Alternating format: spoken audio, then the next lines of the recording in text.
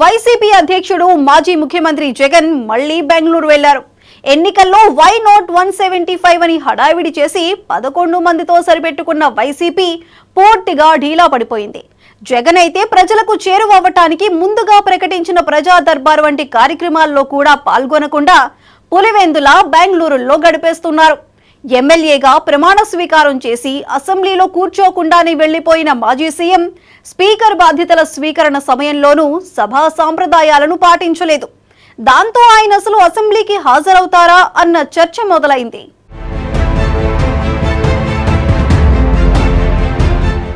మాజీ ముఖ్యమంత్రి జగన్ మళ్లీ బెంగళూరు ప్యాలెస్ కు షిఫ్ట్ అయ్యారు.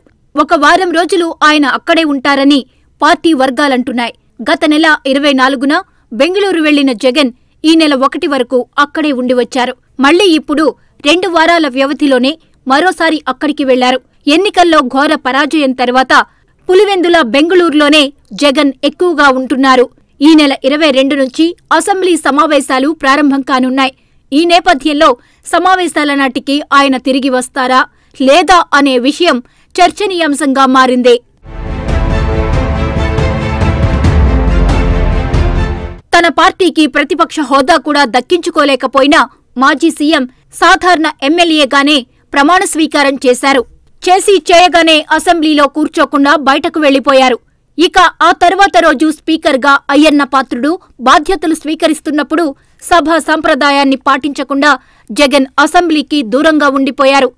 కొత్త స్పీకర్ బాధ్యతలు చేపట్టినప్పుడు సభలో ప్రాతినిధ్యం ఉన్న అన్ని పార్టీల నేతలు కలిసి ఆయన్ని సీట్లో కూర్చోపెట్టి గౌరవిస్తారు. అది ఎప్పట్నుంచో సంప్రదాయంగా వస్తుంది.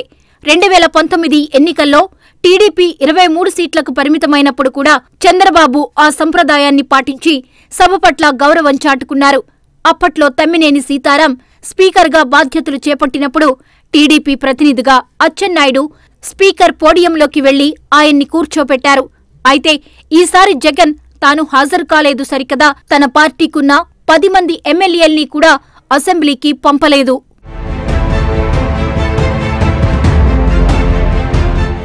దాంతో ఓటమి షాక్ నుంచి జగన్ ఇంకా కోలుకోలేదని, అందుకే అసెంబ్లీకి ముఖం చాటేస్తున్నారన్న అభిప్రాయం వ్యక్తమైంది. ఇప్పుడు మళ్లీ అసెంబ్లీ సమావేశాల షెడ్యూల్ విడుదలవ్వగానే ఆయన బెంగళూరు వెళ్లిపోయారు. దాంతో అసెంబ్లీ సమావేశాలకు జగన్ హాజరుపై వైసీపీ నుంచి కానీ ఆ పార్టీ శాసనసభా పక్షం నుంచి కానీ ఇప్పటికీ స్పష్టత రాలేదు. ఒకవేళ ఈసారి కూడా జగన్ సెషన్కి దూరంగా ఉంటే ఆయన పార్టీ ఎమ్మెల్యేలైనా హాజరవుతారా లేదా అన్నది అనుమానాస్పదమే అంటున్నారు. ఇక తాడేపల్లిలోని తన క్యాంపు కార్యాలయంలో ప్రజా దర్బార్ నిర్వహించాలని జగన్ నిర్ణయించారు. దీనిపై ఇప్పటికే పార్టీ శ్రేణులకు సమాచారం పంపారు. ఇందులో పార్టీ ద్వితీయ శ్రేణి నేతలు, కార్యకర్తలు, సామాన్య ప్రజల్ని జగన్ కలిసేలా కార్యక్రమాన్ని రూపొందించారు. అయితే ప్రారంభానికి ముందే అది వాయిదా పడింది. జగన్ ముఖ్యమంత్రిగా ఉన్నప్పుడు ఇలాగే ప్రజల్ని కలిసేందుకని స్పందన పేరుతో ఒక ప్రోగ్రాం ప్రకటించారు. అయితే 5 ఏళ్లలో దానిపై ఆయన స్పందించింది లేదు. స్పందన లేకుండానే 5 ఏళ్లు గడిచిపోయాయి.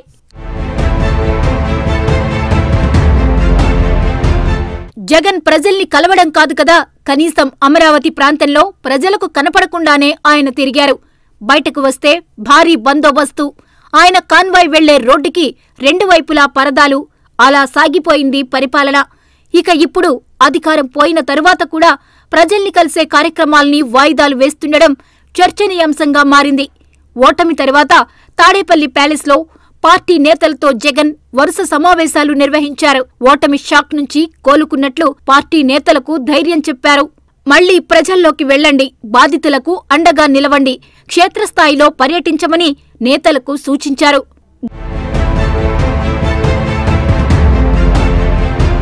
గత నెల 22న పులివెందుల వెళ్లారు. అక్కడ తన నివాసం వద్ద పార్టీ శ్రేణులను కలిసే ప్రయత్నం చేశారు. అయితే అక్కడ పులివెందుల్లో చేసిన వర్కులకు సంబంధించి పార్టీ నేతలు బిల్లుల కోసం మొత్తుకోవడంతో అసహనానికి గురై 3వ రోజే సతీ సమేతంగా బెంగళూరు వెళ్లిపోయారు. ఇప్పుడు వారం రోజుల్లో అసెంబ్లీ సమావేశాలు పెట్టుకుని మళ్లీ బెంగళూరు ఫ్లైట్ ఎక్కారు. అది ముందుగా ప్రకటించిన ప్రజా దర్బార్ షెడ్యూల్ని మొదలు పెట్టకుండానే ఆయన వెళ్లిపోవడం గమనార్హం. జగన్ బెంగళూరుకి ఎందుకు వెళ్లారు, అక్కడ ఏం చేస్తున్నారు అనే దానిపై సొంత పార్టీలోనే చర్చలు జరుగుతున్నాయి. 15 రోజుల వ్యవధిలోనే మళ్లీ బెంగుళూరు పయనంపై పార్టీలో రకరకాల వాదనలు వినిపిస్తున్నాయి. గత 5 ఏళ్లలో సీఎంగా ఉన్నప్పుడు జగన్ ఒక్కసారి కూడా బెంగుళూరు వెళ్లలేదు. అంతకుముందు 5 ఏళ్లు కూడా ఆయన తెలుగు రాష్ట్రాల్లోనే గడిపారు. ఉమ్మడి ఆంధ్ర సీఎంగా వైఎస్ ఉన్నప్పుడు జగన్ యలహంకలో సుమారు 23 ఎకరాల విస్తీర్ణంలో సకల సదుపాయాలతో ప్యాలెస్ నిర్మించుకున్నారు. వైసీపీ ఏర్పాటుకు ముందు జగన్ ఎక్కువగా ఆ ప్యాలెస్లోనే గడిపేవారు. పార్టీ ప్రారంభించాక ఏపీలోనే ఉన్నారు. ఇప్పుడు ఘోర పరాజయం తర్వాత మళ్లీ 10 ఏళ్లకు అక్కడికి వెళ్తున్నారు. ఆయన పర్యటన వివరాలను వైసీపీ నేతలు సీక్రెట్గానే ఉంచుతున్నారు. బెంగళూరులో ఎవరిని కలుస్తున్నారు, ఏం చేస్తున్నారన్నది బయటకు పొక్కనీయడం లేదు. ప్రజా దర్బార్ని వాయిదా వేసి మరీ వెళ్లిపోవడంతో జగన్ అసెంబ్లీ సమావేశాలకు హాజరవడం అనుమానమే అన్న అభిప్రాయం వ్యక్తమవుతోంది.